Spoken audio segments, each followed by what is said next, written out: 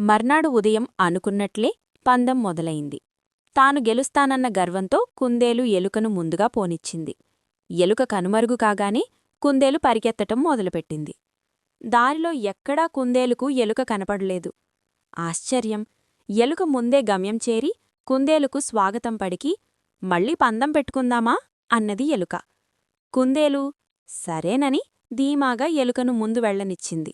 కొంతసేపటి తర్వాత కుందేలు పరిగెత్తింది. కాని దారిలో ఎక్కడా కుందేలుకు ఎలుక కనపడలేదు. విచిత్రం! రెండోసారి కూడా ముందు ఎలుకే గమ్యాన్ని చేరుకుంది. కుందేలు రొప్పుకుంటూ చేరి ఆశ్చర్యపోయింది. మిత్రమా, అలసిపోయావా?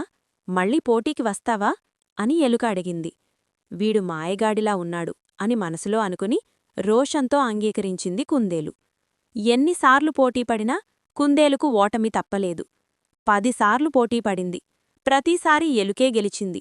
కుందేలు అలసిపోయి సిగ్గుతో పందెంలో ఓడిపోయినట్టు ఒప్పుకుంది.